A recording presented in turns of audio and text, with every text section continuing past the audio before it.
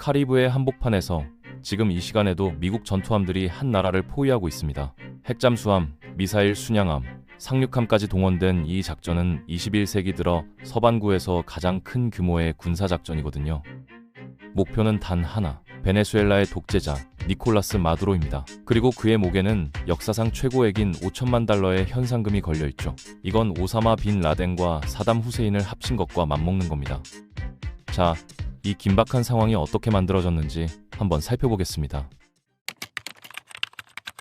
베네수엘라 앞바다에 지금 미군 구축함 3척과 순양함 1척이 배치되어 있는데요. 이들이 탑재한 토마호크 미사일만 해도 수백 발에 달합니다. 여기에 핵 추진 공격 잠수함까지 더해졌죠. 하지만 이게 끝이 아닙니다. USS 이오지마라는 강습 상륙함이 해리어 전투기들과 오스프리 헬기들을 가득 싣고 도착했거든요. 이 배 하나가 사실상 소형 항공모함이나 다름없어요. 그리고 그 뒤를 따라온 수송함 2척에는 상륙용 호버크래프트와 장갑차들이 실려 있습니다.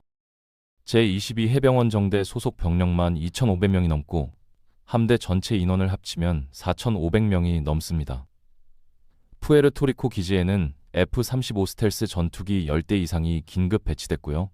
미니 에폴리스 세인트 포람이라는 연안 전투함까지 합류하면서 총 9척의 전투함이 베네수엘라를 압박하고 있는 겁니다.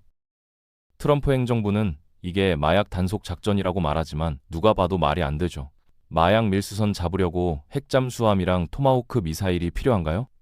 대부분의 마약은 태평양 연안이나 항공편으로 들어오는데 카리브해에 배치된 이 함대로는 그쪽을 감시할 수도 없습니다. 이건 명백히 정권 교체를 노린 군사작전이에요.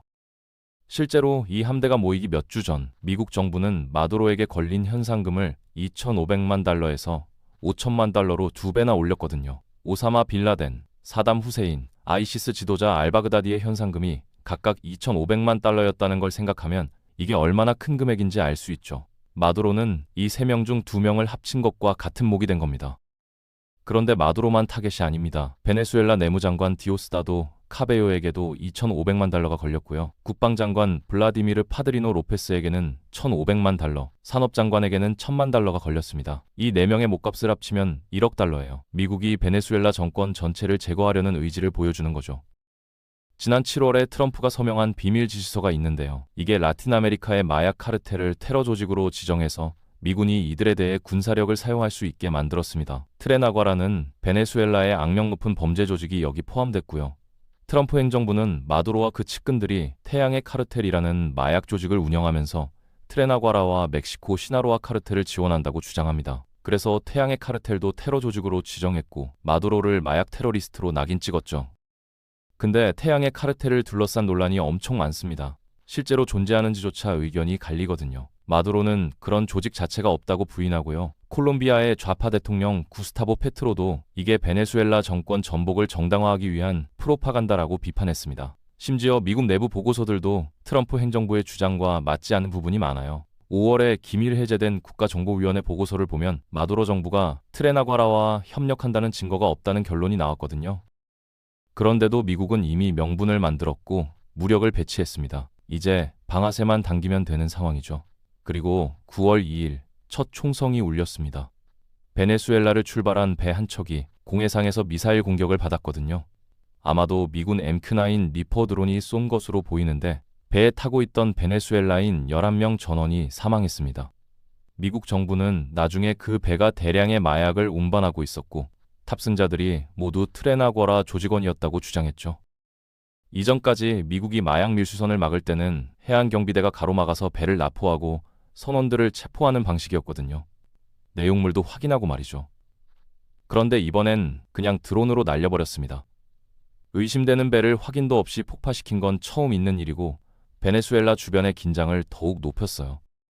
CNN 보도에 따르면 트럼프 행정부가 지금 베네수엘라 영토 내부의 카르텔 목표물에 대한 군사공격을 고려하고 있다고 합니다. 이게 트레나과라를 의미할 수도 있지만 트럼프 행정부는 베네수엘라 정부 자체가 카르텔과 구분이 안 된다고 주장하니까 정부 시설도 타겟이 될 수 있다는 얘기죠.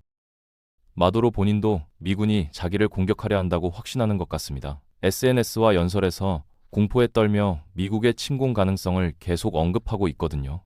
자기 군대를 총동원했고 수백만 명의 시민들더러 민병대에 가입해서 미국의 공격에 저항하라고 선동하고 있습니다.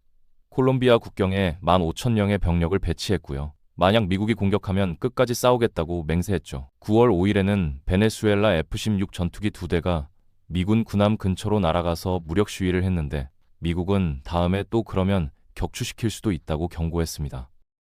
지금 미국과 베네수엘라가 전쟁 직전까지 온 건 과장이 아닙니다. 그럼 도대체 어떻게 이 지경까지 왔을까요?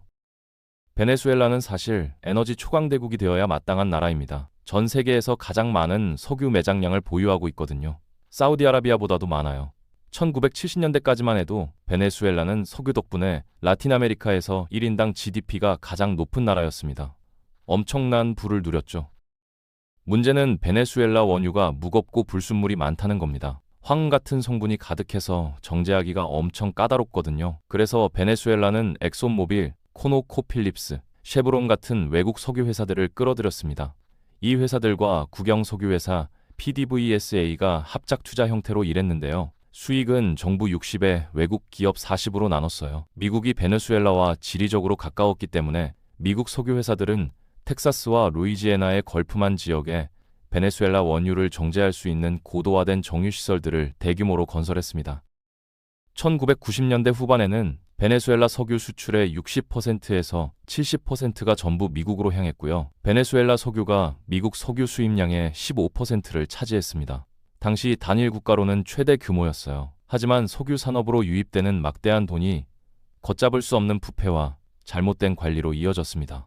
1972년에서 1997년 사이에 무려 1,000억 달러가 부패한 정부 관리들에 의해 횡령됐다고 추정되거든요. 1980년대에 유가가 폭락했습니다. 1979년에 배럴당 40달러였던 게 1986년에는 배럴당 10달러에서 12달러 사이로 떨어졌어요.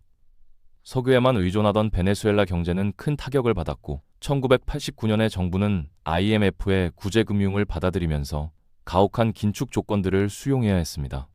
보조금 삭감, 공공부문 해고, 세금 인상 같은 거였죠. 국민들은 분노했습니다. 부패한 정부가 수십억 달러를 횡령해놓고는 정작 국민들이 그 대가를 긴축 정책으로 떠안게 만들었으니까요. 전국적으로 유혈폭동이 일어났고 반정부 감정이 급증했습니다. 이 혁명의 물결을 타고 우고 차베스라는 인물이 1992년에 쿠데타를 시도했다가 실패해서 잠깐 감옥에 갔는데요. 1998년 대선에서 승리하며 등장합니다. 그는 명백한 사회주의 정치 노선을 내세웠고 석유부를 재분배해서 빈곤과 불평등을 줄이겠다고 약속했죠. 그렇게 수십 년간 지속될 베네수엘라의 사회주의 실험이 시작됐습니다. 차베스의 정책은 처음에는 꽤 성공적으로 빈곤율을 낮췄어요. 하지만 동시에 베네수엘라를 완전하고 재앙적인 붕괴로 이끌 사건들의 연쇄를 만들어냈죠. 2002년에 국영 석유회사 PDVSA 노동자들이 파업을 시작하자 차베스는 수천 명의 가장 숙련된 인력들을 그냥 해고해버렸거든요. 이게 베네수엘라의 기술적 전문성을 대거 날려버렸습니다.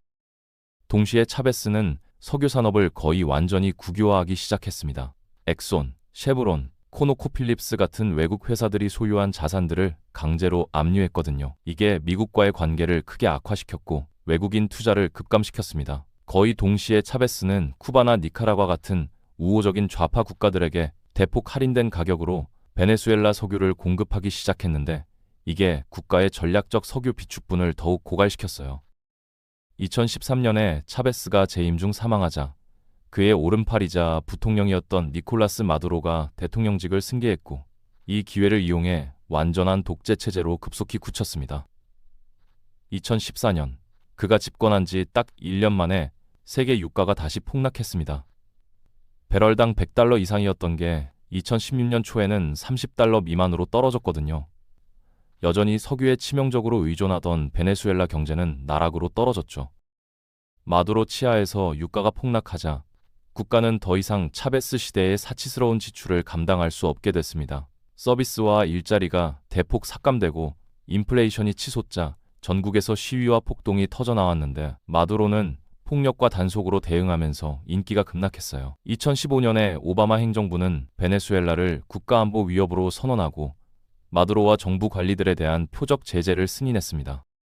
하지만 진짜 제재의 홍수는 나중에 첫 트럼프 행정부 때 왔습니다. 베네수엘라의 정치 경제 위기가 심화되고 마두로가 점점 더 독재적으로 변하자 트럼프 행정부는 점진적으로 마두로를 경제적 수단으로 권좌에서 끌어내리려는 최대 압박 정책을 받아들였죠. 특히 2018년 선거 논란 이후였는데요.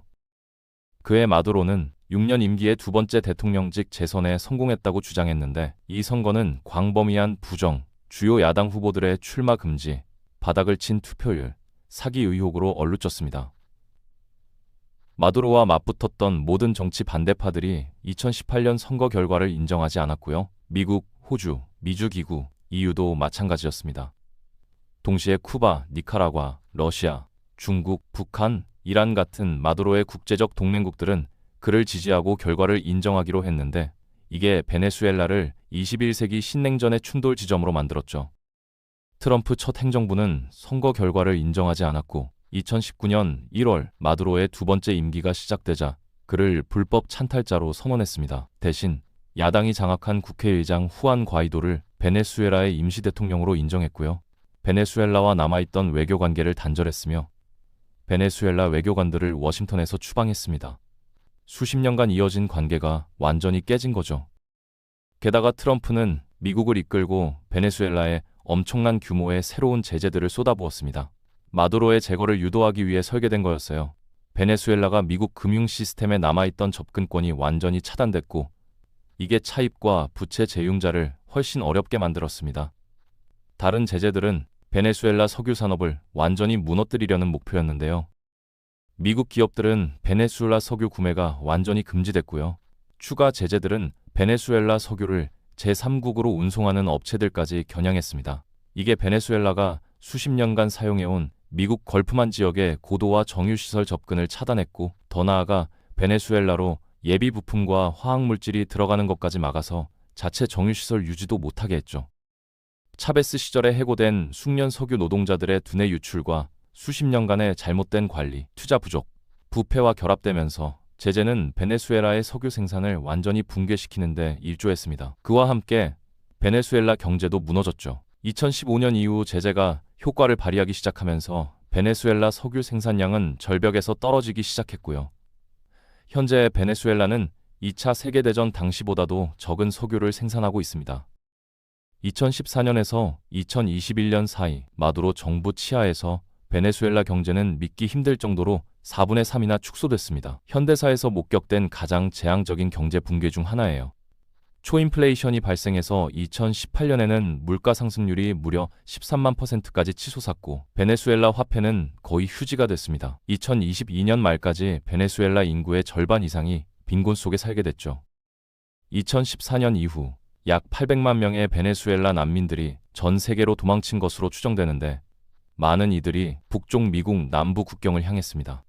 2021년 트럼프가 퇴임한 직후 베네수엘라인들은 남부 국경에 도착하는 사람들 중 두 번째로 흔한 국적이 됐고요.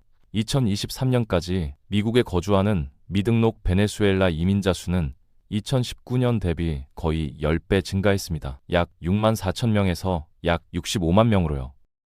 더 큰 문제는 이 모든 제재가 정작 가장 중요한 목표였던 마두로 제거에는 실패했다는 겁니다. 그는 버텨냈고 권력에 매달렸으며 그에 반대하는 모든 시위를 진압했는데 2018년 논란의 선거 이후 출처에 따라 수십 명에서 수백 명의 시위자들이 사망했습니다. 마두로가 미국과 서방 세계로부터 고립되면서 그는 쿠바, 러시아, 중국, 이란과의 유대를 대신 강화했습니다. 이들 모두가 다양한 방식으로 그의 권력 기반을 받쳐줬죠. 쿠바 정보기관이 그를 돕기 시작했고요. 러시아와 이란은 미국 무기의 손실을 대체할 무기들을 베네수엘라에 제공하기 시작했으며 중국은 베네수엘라에 줄어드는 석유 수출 중 대부분을 사들이기 시작했습니다.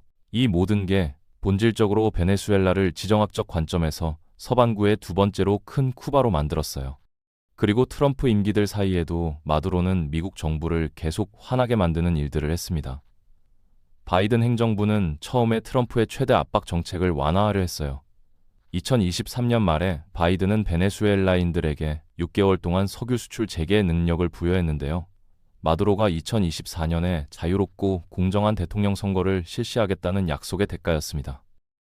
하지만 마두로는 약속을 지키지 않았습니다. 2024년 대선에서 마두로와 야당 후보 에드문도 곤살레스 모두 승리를 주장했는데요. 마두로는 이상하게도 개표 결과 공개를 거부하고 자신이 51%를 약간 넘는 득표로 이겼다고 주장했습니다. 한편 곤살레스와 야당은 자신들이 실제로 압승했다고 주장했고 대부분의 투표소에서 참관인들이 수집한 공식 집계표로 뒷받침했는데요. 곤살레스에 대한 압도적 지지를 보여줬죠. 미국을 비롯해 남미와 북미 대부분의 국가들은 유럽, 호주, 일본, 한국과 함께 선거 결과를 인정하지 않았고 곤살레스를 승자이자 합법적인 베네수엘라 대통령으로 인정하기로 했습니다. 러시아, 중국, 이란, 쿠바 등은 마두로의 주장을 지지했고요. 결과에 따라 베네수엘라 전역에서 반마두로 시위가 터져나왔는데 마두로는 군대를 동원해 대규모 단속으로 진압했고 2,000명 이상의 체포와 20여 명 이상의 사망자가 발생했습니다. 마두로 정부는 나중에 곤살레스에 대한 체포 영장을 발부했고요. 곤살레스는 스페인으로 망명해 도피했고 1년이 지난 지금도 EU와 미국의 지속적인 지지를 받으며 베네수엘라 대통령직을 주장하고 있습니다. 마두로는 명백하게 베네수엘라에서 완전한 독재자가 됐고 결과를 전혀 신경 쓰지 않고 공개적으로 선거를 훔쳤죠. 트럼프의 첫 임기 경제정과 제재 정책은 베네수엘라의 변화를 가져오는 데 실패했고 미국 남부 국경의 난민 위기에 기여했다는 점에서 역효과를 냈습니다. 바이든의 관여와 외교 정책도 어떤 변화를 가져오는 데 실패했고요. 마두로는 모든 것을 견뎌내며 오히려 더욱 권위주의적이고 독재적으로 변했으며 미국의 영향력은 대신 러시아, 중국, 이란의 영향력으로 꾸준히 대체됐죠. 2025년 1월 바이든이 퇴임하기 직전에 그는 마두로에게 걸린 현상금을 1,500만 달러에서 2,500만 달러로 인상했습니다. 그리고 나서 두 번째 트럼프 행정부가 들어서고 전술에 또 다른 전환이 왔어요. 트럼프는 자신의 첫 임기 제재 정책이 실패했고 바이든의 외교 정책도 실패했다는 걸 알고 있었습니다. 그래서 이번에는 군사적 압박을 시도하기로 결정한 거죠. 테러 조직으로 지정한 카르텔을 공격할 수 있도록 미군에 권한을 부여하는 비밀 지시, 마두로 목에 걸린 현상금을 5천만 달러로 2배로 올린 것, 베네수엘라 영해를 군함과 잠수함으로 포위한 것이 모두 이 전략의 일부입니다. 트럼프는 아마도 마두로가 2024년 선거 이후 국민들에게 인기를 완전히 잃었다는 점을 노리고 있을 겁니다. 5천만 달러 현상금과 측근들에게 걸린 수천만 달러, 그리고 앞바다의 미국 군함들이 베네수엘라 내부에서 누군가로 하여금 반란을 일으키도록 부추길 수 있다고 보는 거예요. 미국 군함과 공군력이 지원을 제공할 거라는 기대를 가지고요. 2011년 나토 공군력이 리비아 반군들이 무아마르 카다피 정권을 전복하는 것을 도운 것과 비슷하게 말이죠. 마두로를 제거하면 미국에 여러 이점이 있습니다. 만약 태양의 카르텔이 실제로 존재한다면 마약 공급원을 차단할 수 있고요. 가이아나 유전에 대한 베네수엘라의 위협을 제거할 수 있습니다. 베네수엘라 석유를 다시 세계 시장에 내놓아 유가를 낮추고 러시아 경제를 타격할 수도 있죠. 게다가 러시아, 중국, 이란의 서반구 거점을 제거할 수 있습니다. 러시아는 베네수엘라에 대규모 탄약 공장 건설을 계획하고 있고 수십억 달러 상당의 무기를 판매했으며 핵 탑재 가능 미사일 설치를 고려하고 있다는 소문도 있었습니다. 한편 베네수엘라와 이란 사이에도 상당한 군사 협력이 진행 중인데요. 작년 2024년에 베네수엘라는 러시아군이 우크라이나에서 광범위하게 사용하는 샤헤드 136 드론을 기반으로 한 자모라 V1이라는 카미카제 드론을 공개했습니다. 아직은 원시적이지만 이란의 추가 지원으로 발전한다면 플로리다나 파나마 운하를 공격할 수 있는 능력을 갖출 수도 있어요. 하지만 지금 배치된 4,500명의 병력은 전면 침공에는 부족합니다. 1989년 파나마 침공에는 거의 3만 명의 미군이 투입됐거든요. 트럼프가 원하는 것도 전면전이 아닐 겁니다. 그는 대규모 지상전보다 외과적 공습과 급습을 선호하거든요. 첫 임기 때 시리아 공습, 아이시스 지도자 급습, 이란 사령관 암살을 명령했고 올해도 예멘 후티 반군 공습과 이란 핵시설 폭격을 지시했죠. 구축함, 순양함, 잠수함에 탑재된 토마호크 미사일과 푸에르토리코의 F-35로 마두로의 중요한 자산과 인프라에 대한 외과적 공습을 할 수 있습니다. 마약 시설이나 군사 시설, 석유 생산 시설을 공격할 수 있고요. 마두로 본인이나 그의 고위 장군들을 목표로 하는 참수 공격도 가능합니다. 해병 원정대는 대규모 반란이 일어나면 마두로를 체포하려는 제한적인 급습에 활용될 수 있죠. 베네수엘라 군대의 현재 능력을 보면 그리 대단하지 않습니다. 2020년에 자국 순찰정이 크루즈선과 충돌해서 스스로 침몰한 적도 있고요. 제재로 예비 부품 확보와 정기 유지 보수도 제대로 못하고 있습니다. 베네수엘라가 러시아제 S-300 대공 시스템을 보유하고 있지만 이건 2000년대 기술입니다. 미국의 최신형 F-35 스텔스 전투기는 이 구형 S-300 레이더에 잘 잡히지 않는다는 거예요. 게다가 S-300으로는 날아오는 토마호크 순항 미사일을 막아내기도 어렵습니다. 하지만 미국이 공습을 한다고 해서 그게 자동으로 마두로 제거로 이어지는 건 아닙니다. 실제로 올해 초 이스라엘과 미국이 이란을 공습했을 때도 많은 사람들이 이란 국민들이 반란을 일으켜 정권을 무너뜨릴 거라고 기대했지만 전혀 그렇게 되지 않았거든요. 오히려 외부의 공격이 이란 국민들을 정권 주변으로 결집시키는 역효과만 냈죠. 베네수엘라도 마찬가지일 수 있습니다. 설령 미국의 도움으로 마두로를 제거하는 데 성공한다 해도 그 다음이 문제예요. 리비아에서 카다피를 제거했을 때, 이라크에서 사담 후세인을 제거했을 때 둘 다 그 뒤로 수십 년간 내전과 혼란이 계속됐거든요. 베네수엘라도 콜롬비아처럼 여러 무장단체들이 서로 싸우는 끝없는 분쟁에 빠질 가능성이 큽니다. 최근 베네수엘라 국방장관은 8월 한 달 동안 미국의 정찰 비행이 3배로 증가했다며 미국이 무력 개입의 정당화를 찾고 있다고 주장했습니다. 그 이후 미국 해군 군함이 베네수엘라 영해 내 어선을 급습했다는 보도도 나왔고요. 지금 미국과 베네수엘라는 전쟁 직전까지 와 있고 이 긴박한 대치 상황이 어떻게 끝날지는 아무도 모릅니다. 트럼프가 군함을 동원해 마두로를 압박하는 이 전략이 마두로를 굴복시킬 수 있을지 아니면 실제 전쟁으로 이어질지 전 세계가 주목하고 있습니다.